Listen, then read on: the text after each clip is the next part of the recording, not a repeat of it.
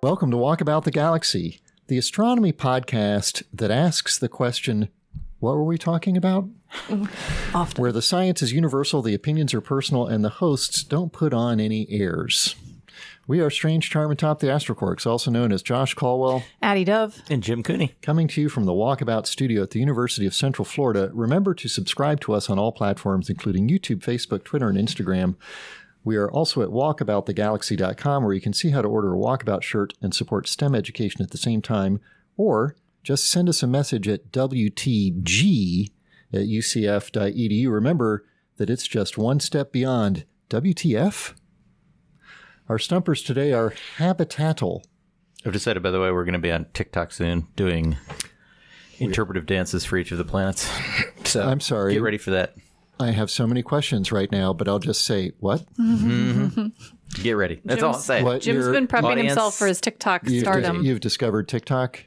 I've discovered that it's a thing. I haven't been on it yet. I don't really know what it is. I don't really understand it. I've heard that. But I've heard of it. I've heard of it now. And it's like really popular. Your relationship to TikTok is sort of like William Shatner's relationship to space, I guess. That's correct. I've heard it's a thing. I've heard it's a thing. I've heard something about this space thing. You've heard something about this TikTok thing? TikTok thing. It has like 1 billion users now. It does. And we can do interpretive dancing. Why interpretive dancing, though? Why not? Why not? Because because it's horrible. You have to have dancing in TikToks. Yeah, you got interpretive dancing. Because we're going to interpret what the planets. You're going to want to do an interpretive dance of Jupiter. Yeah, you're damn right I am. Is it going to be set to Holst's the planets or like some other music? We'll see. Okay. I thought the TikTok things, they have these kind of like earworm things. I've seen some of these videos, and there's like only 5 different music clips on all of TikTok, as far as I can tell, and they're all used for the same. They play over and over again. That's not true. For different things. There's 6. I didn't know. Maybe. There's in fact like new music that's being discovered on TikTok. Really? Ooh. Yeah. Okay. So we need to compose our own music. All I'm saying is. All right. So we have to create a Walkabout account for TikTok. All right. Mm-hmm. Okay. What were we talking about? Oh, yeah. Stumpers. Flashback. See? Meta. Yeah. The Stumpers are habitatal. Okay. We have a sort of a small body theme in today's episode, and the Stumper begins with that small body theme. Do you guys know who Seth Shostak is, besides a person with a sort of tongue twister name? I know, like, generally of him. So he's at the SETI Institute. Yes.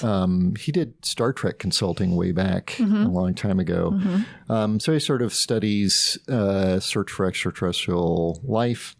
And I was at some conference once where he was speaking, and there was a question about the carrying capacity of the Earth. Familiar with this concept? It's like, how many people can we have, and everybody's healthy and fed, basically. Currently very familiar with the carrying capacity. Very familiar with your personal carrying capacity. Personal carrying capacity. Yeah. The Earth's is much larger. Yeah. One. So he was very glib, I would say, about the carrying capacity by saying, it just invoked technology to solve all the carrying capacity problems and extended it even out into the asteroid belt. And there's not a lot of mass in the asteroid belt, but there's a lot of surface area. So if you're like, everybody gets a quarter of an acre or whatever, and you take the asteroids and use those, and you put barges on the oceans or whatever, you can get a lot of people. Yeah. So suppose that you have to, in some future time, you're in the great diaspora and must live out on one of these small bodies, not on the home world. And you have the following choices. A small main belt asteroid, say something like, 29605 Joshua Caldwell. A still smallish but larger Trojan, say 100 kilometer size Trojan asteroid sharing the orbit with Jupiter, so a little bit further out in the galaxy, or a dwarf planet size 1,000 kilometer scale, Pluto scale object in the Kuiper belt. Question. Or have we developed ways to appropriately inhabit these planetary bodies? Yes. Okay. I've decided to let you decide what the overall parameters are. Okay. So you can choose, based on some sort of expanse-like future. Sure. Expanse being the shows and books. Yes. I think I would choose That's tricky. Yeah, what are your trade-offs? What's making it tricky for you? So it's tempting to say a main belt because it's closer in. Closer to you got a lot of sunshine still, decent amount of sunshine still. Right. There's probably going to have lots of like neighbors. They're not actually close, but like you could take your little scouting. Could go from 29605 Joshua Caldwell over to 2 whatever number Addie Dove. Something Addie Dove.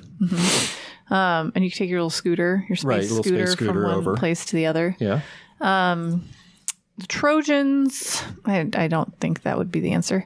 The dwarf planets would be nice because you'd have plenty of resources probably. Right. And you could go for a walk. Gravity, that's the thing I was Well, so that's what I'm asking because like I assume we've come up with some way to like be on these tiny moons if we're living on them. So you can be on them, but you can't really be on them. You're going to be like you just build a nice big house. It's basically like you're in a bounce house all the time. So that sounds amazing. That's right. You would be basically near it. Yeah. Anchored to it or something, but you wouldn't be able to go for a walk. Amazing. I don't know. You could scoot. If you want, you can say, okay, you're going to build a thing. You're going to get 2 of these asteroids and you're going to tether them together with some futuristic microfiber and have some sort of dumbbell thing going. Sure. Then you have some gravity. Yeah. That sounds fun. I'm going to go main belt. Main belt? Yeah. Jim? Oh, I'm going out there. You're going out. You want to walk around. The problem is it's dark out there. It is dark. I'm going to be bummed by that. That will be hard. You can get these lights, though. They use them in Sweden, so same deal. Yeah, like all my friends that used to live in Alaska, they just hang out at Walmart all winter. because of bright lights. The bright lights. Yeah. That sounds awful. Yeah, it does sound awful. Because like fluorescent lights are way different than like good lights. Yes, obviously. I'm going to bring some good lights with me that are They sell special lighting panels for seasonal affective disorder for places where the winter nights are quite long. Yeah. But I'm just going to I'm going to be flying all around that asteroid in the asteroid belt. So I want to be locked down to the surface a little bit. I mean, you're still going to be really light. The gravity on those very things light. is you could still weak, but you could still like make a sort of Leonardo da Vinci helicopter probably. And you could go ice fishing. But I could finally dunk. My whole life. Oh, right. I've been wanting to dunk a basketball. That's been your missing ambition in your life? Jim, I'm going to get you I started training for that earlier. I thought it'd be really, because I'm only 5'6", so I thought it'd be awesome to be able to dunk at that height. Sure. It would be. And have you ever just like lowered the rim? You could do that. That's one way to do it. Yes. The other way is have minimal gravity. Yeah. You could probably do some technology with your shoes too, I bet. Probably. Well, today we'll talk about asteroids, comets, binary asteroids, binary comets, impacting asteroids. There's a theme. But first, this episode of Walkabout the Galaxy is brought to you by Attoseconds. Ooh. When you're measuring the time it takes for light to travel across an atom, put your stopwatch away and get your supply of attoseconds ready. At 1 quintillionth, or 1 billion billionth of a second, the attosecond is to that everyday tick of a clock what a half second is to the age of the universe. And then some. Impress your friends by telling them how long you worked out in attoseconds. Attoseconds are available now for the low, low price of 300 million billion for the blink of an eye. If you want to tap your feet to the beat of a different and extremely active drummer, get attoseconds. Attoseconds. Bet you can't eat just one. Do we have that one recently? I checked, but no. We had something similar. We had Pringles. That's correct. Yeah. Which was once you pop, you can't stop. You just can't stop or something like that. This is not that. It's a different potato chip. It's a different potato chip. I think it's Lay's. It is a different potato chip, and it is Lay's, in fact. Yeah. Bet you can't eat Attosecond's really short. It is very short. It's about the time for a photon to go across an atom. It's a long time. That's insane. It's a long time on a Planck scale. Because light is super fast, an atom is super small. That's unbelievable. And yet, they're doing things here in this building. Downstairs. On the scale of attoseconds. They're on the making laser pulses that are that short. Mike Cheney does some stuff. Well, he does definitely do some stuff. Yes. But we have a very active and it's true. It's like the whole first floor. And one of the leading centers for attosecond research here at UCF. Space news. William Shatner is going up on the next flight of New Origin. Is he going to survive that? New Origin. I don't know. He is. You think so? I'm sure he is.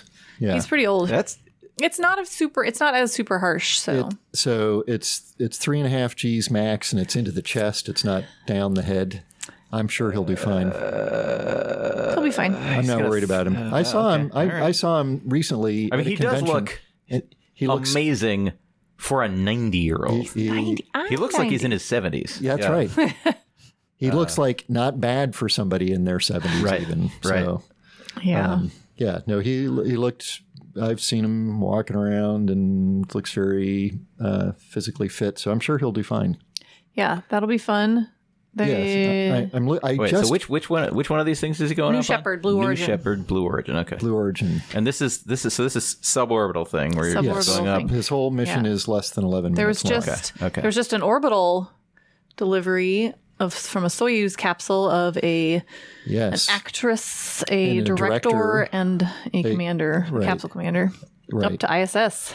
Right, they're beating Tom Cruise to the punch. Yeah, filming a video on the International Space Station. Well, they're filming scenes for a feature film. For a movie. Sorry.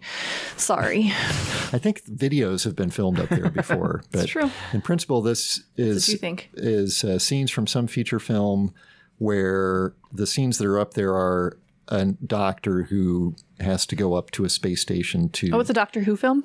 That was good. Thanks. Who has to go up to the space station to deal with a medical emergency or something like that. Oh, interesting. I obviously don't know the whole plot, and I don't know how much of it will be filmed up there, but I'm kind of hoping it's not a huge amount because it's probably going to suck, frankly. It's also probably pretty disruptive cinematically, to their, Yeah, it seems like it'd be...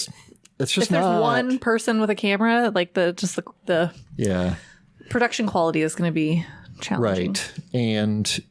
she's playing the doctor, who's playing the patient. So they're going to be pulling in one of their professional astronauts as an actor or something like that. Maybe.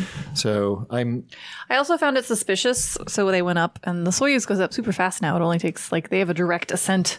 It takes 4 hours or something like that. From launch to docking. Yeah. So they went up, and then conveniently the manual docking or the automatic docking failed.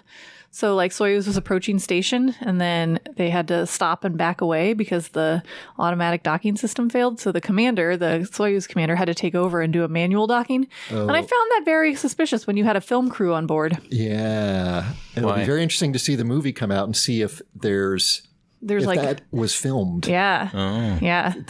That was sort of manufactured emergency. Oh, interesting. Yeah. So when they send Tom Cruise up. Yes. Where is he going? Is he going to the space station also? The International Space Station also? There's kind of nowhere else to go. Only that place. That's the only place to go now. He might go up on one of these things like those. He's going to go up on He's going to go up on a rocket, but he's going to the International Space Station. Right. But you could just orbit a few times and come back down. Sure. You could. I didn't know what he was supposed to do. No, he's going to go ISS. We don't either, but he's going to ISS. With more people than just one camera person? We don't know. I don't know the details. I don't know. But my prediction is a SpaceX launch with him and one other person. Yeah. There's another Virgin launch coming up at some point. Right, with the Italian. Then we're still waiting, as we mentioned last time, for a launch date to be announced for that, but potentially this month. Yeah. And they just re-switched around some crew, NASA astronaut crew. So the crew that was supposed to be, a couple of people who were supposed to be on the Starliner test have been reassigned to different SpaceX flights so that they can actually fly. It's kind of amazing because Starliner was only hours away from its second test flight a couple months ago, and now it's still months away from that. So it seemed like one of these sort of no big deal kinds of delays. Weird valve reading or something. Yeah. But that was months ago. We're still waiting to find out. We do have a week from tomorrow, the launch of the Lucy mission, which we'll talk about Lucy a little bit next. But that's International Observe the Moon Night is that day also. Oh, okay. And Lucy is not an acronym, happily. No. And it's going to several Trojan asteroids, which are asteroids that share the orbit of Jupiter. It has my favorite orbital diagram ever. Its mission path, you mean? Its trajectory that it's following? Why is that? Because it's like got the big, it has to go on a big orbit to sort of get to the different Trojans. And then it's got the two like Trojans are in orbit at like in an orbital. Where they are in Jupiter's orbit makes it so that the diagram looks like Princess Leia buns. Oh, okay. I knew there was a punchline coming. I was like, I was trying to visually describe it, and we'll just put a picture. So there's two groups of Trojans, each one in the orbit of Jupiter, but one group 60 degrees ahead and one group 60 degrees behind. Yeah. And it's doing some sort of curlicues to jump from one group to the other. So it looks kind of like Princess Leia. Which is funny. It's named Lucy, by the way, as we mentioned years ago. Yeah. Dozens or hundreds of episodes ago after... After the original skeleton, human skeleton. Right. Because it's supposed to be looking at ancient history of the solar system and original formation stuff. Right. And then that's scheduled for October 16th. And then there's another planetary small body asteroid launch scheduled now. They just announced for November 23rd, which is DART. Which is unhappily an acronym. It's a fine acronym. It is okay. It's a good acronym. As acronyms Double Asteroid Redirect Test. Double Asteroid Redirect Test? See what it used to be. I think they had to change the D. It used to be direct, and now it's double or something. I don't know. In any event, they're going to go to an asteroid that has a little tiny moon. The asteroid they're going to is Didymos. Double Asteroid Redirect Test. It's because it's a double asteroid. Right. Didymoon. The Didymoon, the moon of Didymos is tiny. Tiny. And they're going to smack it with something and measure how its orbit changes. And it's an interesting experiment. Yeah. So, and it's the kind of experiment that I can understand. Yay. Unlike some of the stuff that we talk about sometimes where photons are used to like hold things and then they probe things and then there's some entanglement going on and there's some weird... This one is you hit something with something and then you watch how what it changes. Right. It's kind of like if I slap Jim. You guys do all the time. Slap Jim, see what happens. It's the same kind of thing. You don't want to know what's going to happen then. Yeah, but it would be a cool experiment. Yeah. So they're going to smack this asteroid and see what happens. But it is super tiny. I think the main sort of impetus for it is if we hit an asteroid...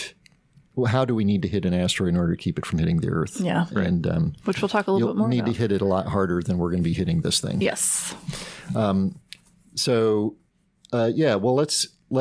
touch on a couple of those topics. We have several we're gonna go small body object topics. We'll do small descriptions because they're small bodies. Right. Okay. I don't know. Do you want to do the deflect thing since we were just talking about darts? We might as well. Yeah. We talked a few episodes ago, I think, about a study that had been doing some like gas gun tests to break bits of asteroids apart, and they found that you have to hit it not too hard, right? And things will break apart. So it's like you're actually going to fragment stuff pretty easily, right? And the big question when we're doing these types of disruptions, and so with this one, DART is going to hit it, but it's not going to like disrupt the asteroid. It's going to hit it enough that it like changes its orbit, or the asteroid's moon in this case. Right. It'll make a little crater. It'll make a little crater, but that impact should be enough that it like will slightly change its orbital trajectory. Right. So you're like poking it a little bit so that it doesn't stay on quite the same path. And generally, that's what we want to do for asteroids is sort of poke them so that they slightly change their path. But for that, you have to know 6 months, many years, decades out kind of thing so that you can do that. And it'll successfully... The further out you do that, a little change a long time in advance causes a big change. Difference. Yeah. Right. When it gets to Earth. But the closer it gets, the more you're going to have to deflect it or you're going to have to go explode it. Explode it. Yeah. So the thing we were talking about earlier, the study with the Ames gas gun, they were like, you want to be careful if it's way out there and you explode it. Some of the stuff is still maybe going to still be going in the same direction and hit you. So they were like, how gently do we have to hit it to not break it up so that we truly just steer it differently? Yeah. But then you get closer, it's probably, you can't. No. bend its path far enough. Yeah, and so then the question is, okay, you break it up, but like how many of those pieces still hit the Earth? Like how much do you disrupt? And one of the big challenges for that is like really doing these models and really understanding where all the bits go. Right. Because it takes pretty intense computing to be able to do that. Fortunately, folks at Los Alamos National Labs have fancy computers. They do. And they've been working on some of these models for a while now. And so they just recently published a paper looking at sort of how much you would have to, or if you hit an object with like sort of a 1 megaton blast. That's a big blast. It's pretty big. They're all about nuclear blasts. So it says if you did in initial conditions, if you had a 1 megaton yield device deployed a few meters off the surface of a Bennu-shaped 100-meter diameter asteroid, what would happen? Okay. And their results are actually promising because they said they did it for 5 different types of orbits and they did the disruptions just 2 months before the impact date. Okay.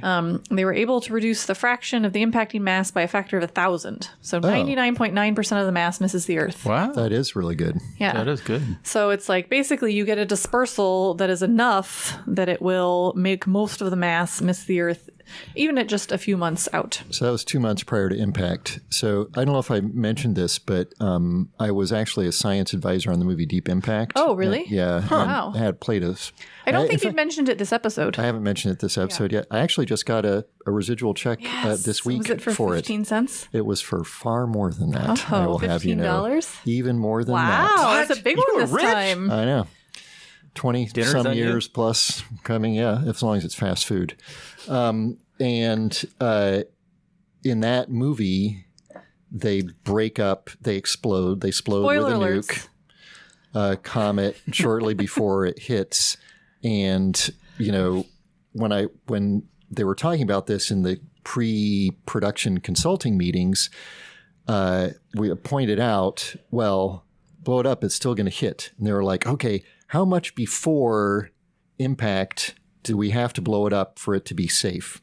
So I did a far simpler calculation. You didn't run some hydrocode models? I did not do what the Los Alamos folks did here in this paper, where I just said, okay, if you blow it up, typical ejecta speed is something, and if you send all of it in the optimal direction, how long does it take for it to go 1 Earth radius? Right. And that answer is not a big number, it's on the hours scale or something like that. Of course, in the movie, it appears to happen in the blink of an eye. Sure. Although, you know, lots of times things appear to happen in the blink of an eye and they don't. Like people get in a car in a movie and then the next scene they're getting out of the car someplace else. Yeah. So, or you're on one side of the galaxy, then you're on the other side of the galaxy. That's right. If it's a J.J. Abrams movie, right? It's going to be really ironic in a cool way if, don't you think?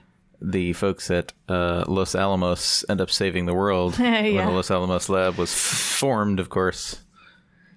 To blow up the world. To build the atomic bomb. Right. Yeah, there's a cool group of people that are basically planetary scientists there.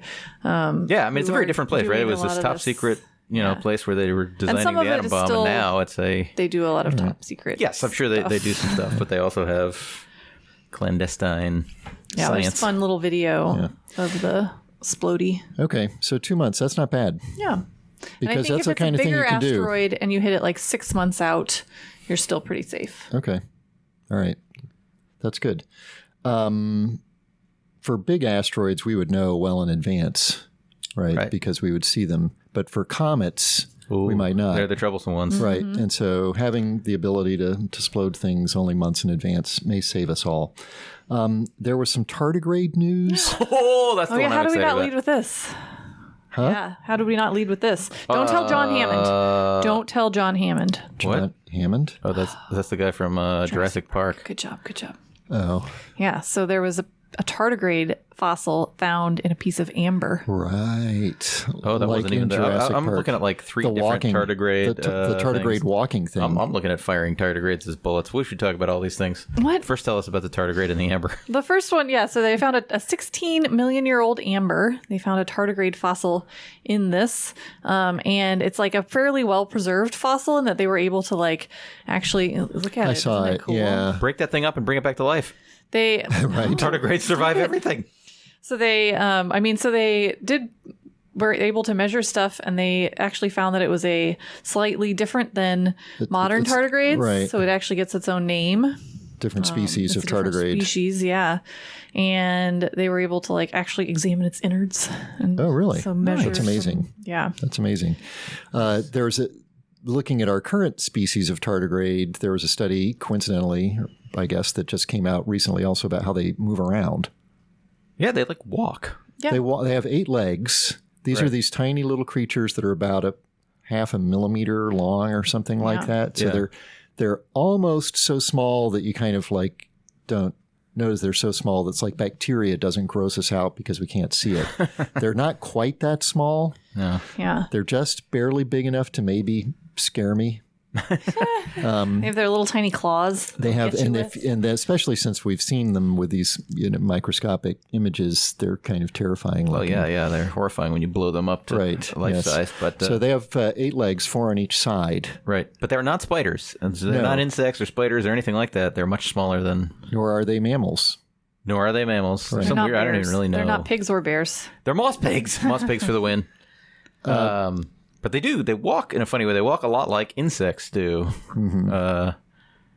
And I don't know. This was weird. I was surprised that they were doing these kind of tests. They were putting tardigrades on a whole bunch of different surfaces of different consistencies. Seeing how they walk. Stride.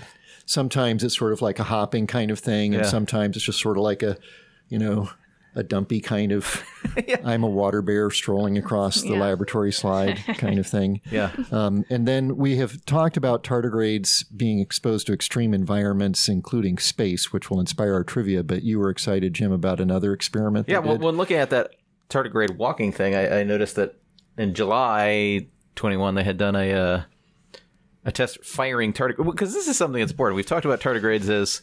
Because they can survive the radiation and the vacuum of space, they might be important for that panspermia thing where they might survive. But of course, if you're gonna do that, you have to also survive the impact with the planet that you end up on. And those impacts can be very highly energetic. You're impacting at very high speed. So they wanted to find out, can they survive that kind of thing? So they basically made tardigrade bullets and fired them at piles of sand at very high velocities. It's awesome, but also people are strange. Yeah, I feel bad. The tardigrades were harmed in this commercial. Yeah, or this thing. This research. But what they found is they can survive impacts of up to something like 0.9 kilometers per second. Okay, which is a pretty good pace. Fast. That's 2,000 miles an hour. Oh, wow. Any faster though? And they when it gets faster than that, they just mush. They just mush. The article, tardigrades. That's about the limit. Where was that study published, Jim? That one was in astrobiology. That one was in astrobiology. The gun study was in astrobiology. One was in PNAS. About them walking. The walking was in PNAS. But I just thought those were. Unfortunately, it sounds like their results, because it's not just about how fast. It's about the pressure that they're under during the impact. And it turns out that the pressures under which they die are less than what would probably be the case if for typical impactors onto Earth or something like that. They would almost certainly all die in that kind of thing. Well, this is also relevant because the Bereshit, the Israeli lunar lander, had some dehydrated tardigrades on board. Right. But that impact pressure is also greater. Probably higher. Was it? Okay. And so, unfortunately... Although it wasn't supposed to be. But it turned out to be. Well, so tardigrades probably didn't come here from space, but... They might have. Other animals have been to space. And that is the topic of our trivia. Okay. I like this. It's 3 different questions. Okay. The first question is, what was the first animal to be sent into space? Okay. Multiple choice. Okay. Fruit fly. Okay. Rhesus monkey. Okay. Mouse. Okay. Rat. Okay. Bullfrog.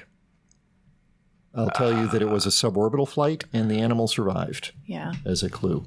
Or I don't know if that's really a clue, but it's a piece of information. Up super early. What was the first animal to orbit the moon?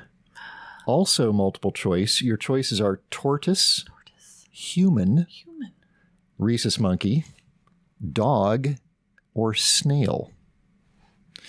And the final one is, what was the first species to produce young that were conceived in space?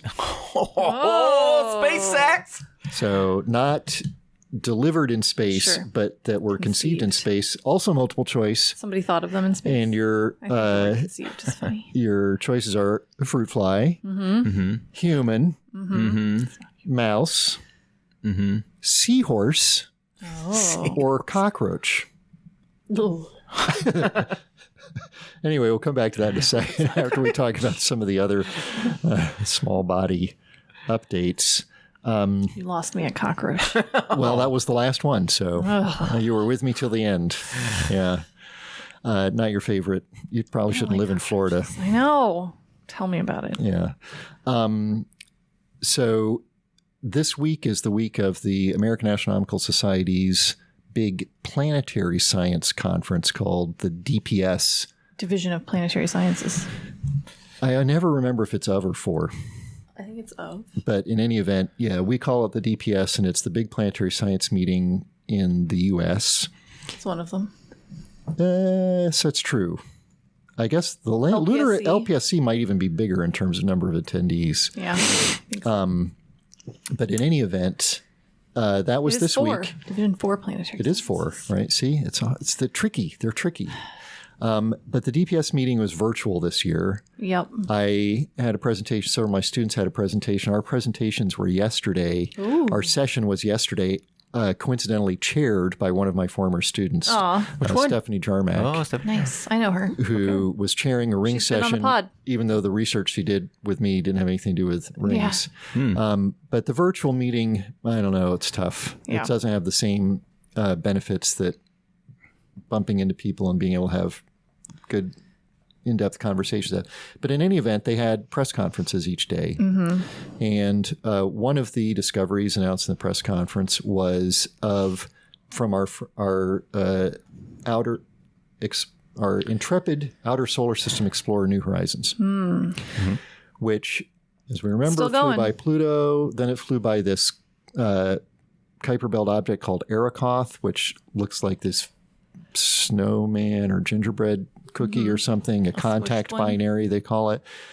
So as it's cruising along out there, it hasn't had a close encounter with anything else yet, but it is close enough to enough objects that it's able to get higher resolution images of other Kuiper belt objects, a couple dozen or something like that are sort of within its general vicinity, even with its tiny little spacecraft telescope, compared to the gigantic telescopes that we have here on Earth. Sure. About 10 times better resolution, but it's still... It's an 8-inch reflector, similar to like the ones we have in out in the yard. Right. So it's not a big telescope. Sure, no. Right. But it is much, much, much, much closer. Yeah. And so for objects that are close enough to New Horizons, they have better resolution than we get from our big ground-based telescopes. And for some of these objects, they still look like just a smudge of light. Yeah. Like the pictures just look like a little smudge of light, but the smudge is slightly elongated. Ooh.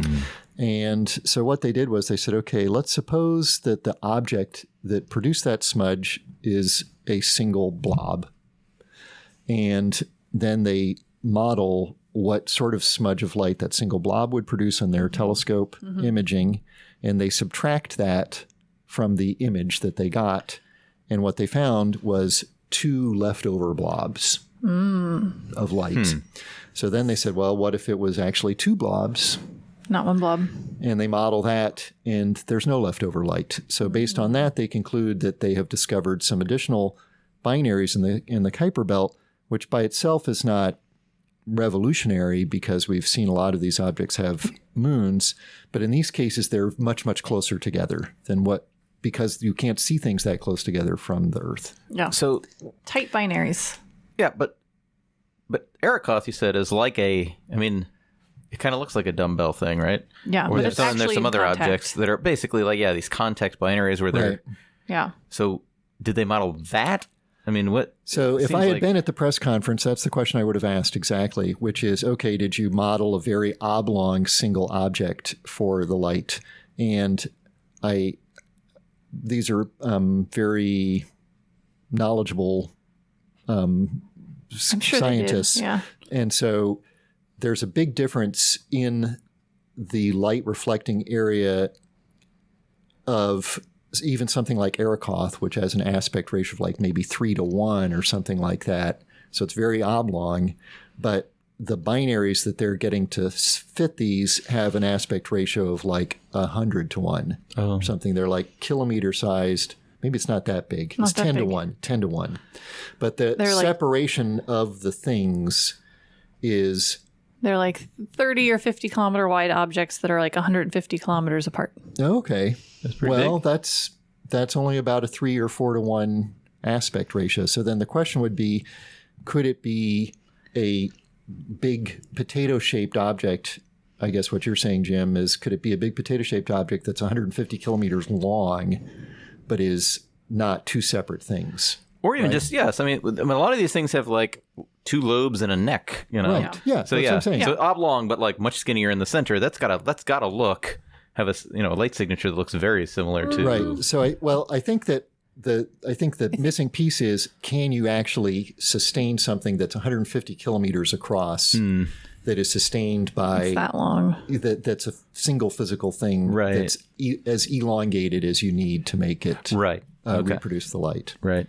So that's one of the updates How from big the was DPS. How long was Arakoth? No, the interplanetary one. The Oumuamua. Yeah, was that the one? Was it Oumuamua or Borisov that was like really Or elongated? Borisov. They were always drawn as these very elongated Yeah, I think it was Borisov. things. Oumuamua. Right. Anyway. So anyway, that's something that will require seeing the paper in publication to know more details about. They're calling them tight twins. Tight twins. Tight twins. All right. Also, whatever. I'm not going to go there. No. The other news, asteroid Outer related. solar system, from this from a different press conference. On a different day, And back to Lucy, right? Right, yeah. Also related to binaries. Yeah, was that so we knew there's like 7 total, or there were 6, originally there were like 6 total objects that they were going to target with Lucy, the Lucy mission. So they're mostly all in one. All Trojan asteroids. Yes. There's one main belt asteroid they're going to look at on the way out. Is that the Donald Johnson or whatever? Yeah.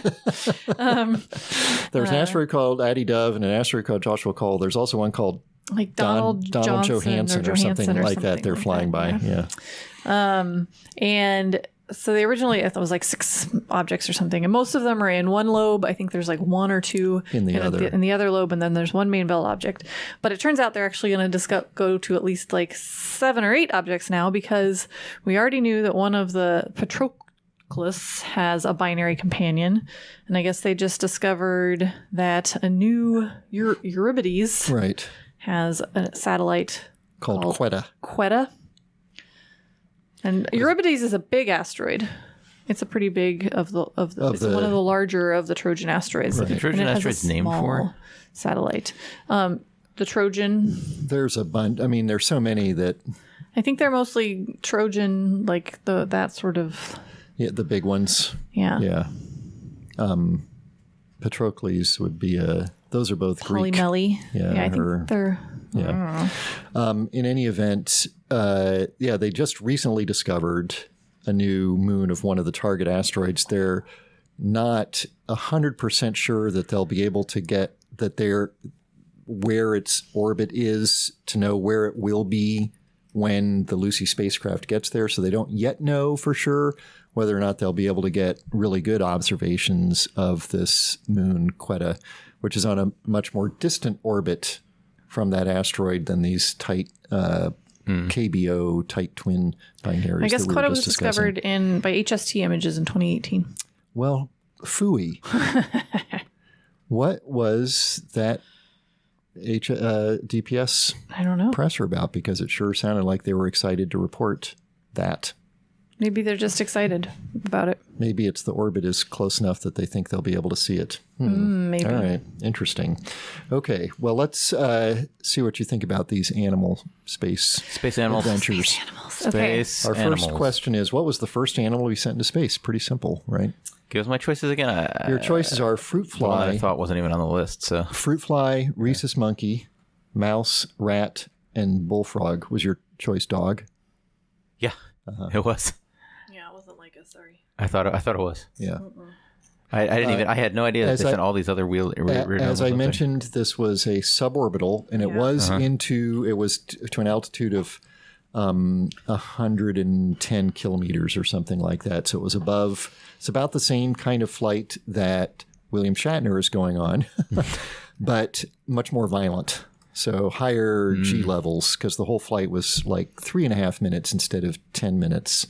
And but the animal in question survived the flight. there. Okay. So your choices were fruit fly, rhesus monkey, mouse, rat, bullfrog. What do you say? Mouse. I think it's the rhesus monkey. It is the fruit fly. Fruit fly. 1947. Fruit fly is an easy one. We do a lot. it's so we tiny. do send fruit flies on things a lot. Yeah. 1947 from White Sands, a V2 rocket. Because I know we did Ham and Baker and Sam. Those were all the monkey names. Yeah. What was the first animal to orbit the moon? Was it a tortoise? When was the fruit fly? 47, Okay, because the rhesus monkey was in 1948, right? so that wasn't far off. What was the Albert. first animal to orbit the moon? You can't be Googling this stuff. You're going to find the answer. I Yeah, googled get that out of there. after. I know, but you're accidentally going to see. not gonna accidentally You're see. accidentally going to see the answer to the next question. What was the Well, first now I know animal it's to orbit monkeys. the moon? Tortoise, human, rhesus monkey, dog, or snail? I don't know what the Russians did. I'm going to say human. I'm also going to say human. Well, in time, you're quite close because Yeah. the Apollo 8, right, was the first Yeah. humans to orbit the moon, and that Yeah. was in December of 1968. Yeah. This flight was actually in September of 1968, and it was a Russian mission. Yeah. It was a turtle. It was a turtle. Yeah. What? It was no, tortoises. are different from Sorry, turtles. tortoise. It was tortoises. Really? Yes, That a couple of small surprises me. tortoises. Why a tortoise? Why not? They were just sort of easy to manage somehow, and also I think that they can survive without As much sustenance for a long period of Oh, time. right. Yeah. So the Zone guessing they didn't 5 mission launched on September 14th, 1968. First spacecraft to orbit the moon and return safely to the Earth. It was about almost a 7-day mission. Actually splashed down.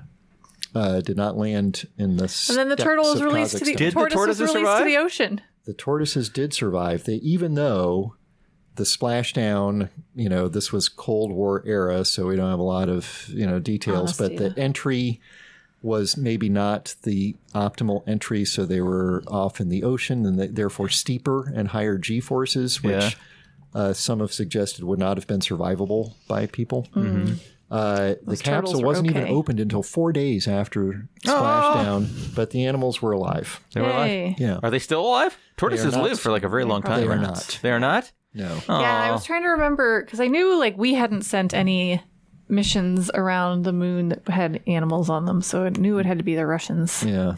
Or it could have been, it could have just been us, right? Yeah, that's why I It could said have been humans, the Apollo. I 'cause mean, I I shouldn't say us, but us I knew if it humans. was the U.S., it was humans. I Right. couldn't figure out. Right. I couldn't remember how soon the Russians did it. Darn it. Finally, Russians. what was the first species to produce young Space booty. that were conceived in space? Was it the fruit fly, humans, mouse, seahorse, or cockroach? Fruit fly. Cockroach. It is the cockroach. Oh, Yes. yes. Bonus points if you Why? want to guess when. Ballparkish. Never. Should never happen. Never happened. This is a was Tracy Becker actually question. on a mission. It was an ESA Russian mission. Ew. They actually, can you imagine flying? Okay, if this is a good stumper sometime, what would you rather not fly with? Because if I was put on a mission and they were like, we're going to fly some cockroaches with you, I would be like, no, thank you. I am not going on that mission. That's bizarre. I'm not even sure if there were people on this mission. Oh, good. I don't think there were. I think it was devoid of human presence. But this one did include the long duration exposure of tardigrades to space. Oh, so good. So Poor the tardigrades. 10 days, it included, among many other things, a sealed container with cockroaches. Oh. I mean, were they intentionally trying to get the cockroaches I to... don't know what they were as we have previously get discussed, frisky? people are doing all sorts of strange things like shooting tardigrades out of a gun, Cockroaches putting are always getting cockroaches in a frisky, I can assume. and There's so launching many them into of them. space, They put them in a sealed container and they captured video, so there is a sex tape. There is a sex tape from space. There is a cockroach sex tape from space. And the cockroach that produced the young, 33 youngsters, Addie. Oh, yes. See, this is why they're awful. 33. 33 youngsters. Nice. The proud mother is got a name, Nadezhda. Nadezhda. So, I would rather fly with like rats, spiders, yeah, ants, anything else. anything but cockroaches. Yeah. That could be nasty, right? And also, Now I they're want still to change what I got you for your baby shower. I want to get it all cockroach themed stuff. Good grief. Cockroach You're themed so onesie. So mean. You're so mean. Your little cockroach. Yeah. Gross. While it may have felt like counting to 1 microsecond in attoseconds, it was just another episode of Walkabout the Galaxy. Write us a review in the binary language of moisture vaporators, and then tell us what a moisture vaporator is. Is that the pronunciation? What do you think it is? I don't know. That's what he says, isn't it, in Star Wars? I don't know. Episode Continue. 4, Uncle Owen. I He guess says, so. what I really need is a droid who can speak the binary language of moisture vaporators. Yeah, I guess so. Right? To C-3PO? It just sounds weird. It does sound weird. That's why we need to know what it is. Be Okay. sure to follow us on Facebook and Instagram to get all our updates, and check out our website at walkaboutthegalaxy.com. Subscribe to our YouTube channel, where you can see most of our episodes, some of our bloopers, and all of our music videos. Catch up on old episodes wherever you get your podcasts. Follow us on Twitter At walk_that_galaxy. and ask us questions anywhere using hashtag AskWTG or simply ask us at wt@ucf.edu. You What did I lost say? You lost the G. You said WT. UCF.edu. WTG. We should really reserve WTF at UCF.edu also just for fun. funsies. Okay. But at the moment, WTG. That's where you can send your explicit questions. Extend your Just kidding, explicit. don't do that. If you have questions about tight twins, send those No. to WTF Or at cockroaches. UCF.edu. Yeah. WTG at UCF.edu. Our theme music was composed by Richard Jurrasic. Production assistance provided by Diego Rodriguez. Thanks to our listeners in Illinois and around the world. Stay safe. I'm Josh Caldwell. I'm Addie Dove. And I'm Jim Cooney. We're the AstroQuark signing off until the next episode of Walkabout the Galaxy. Blah. I had something from the very beginning that I was going to say. Moss pigs.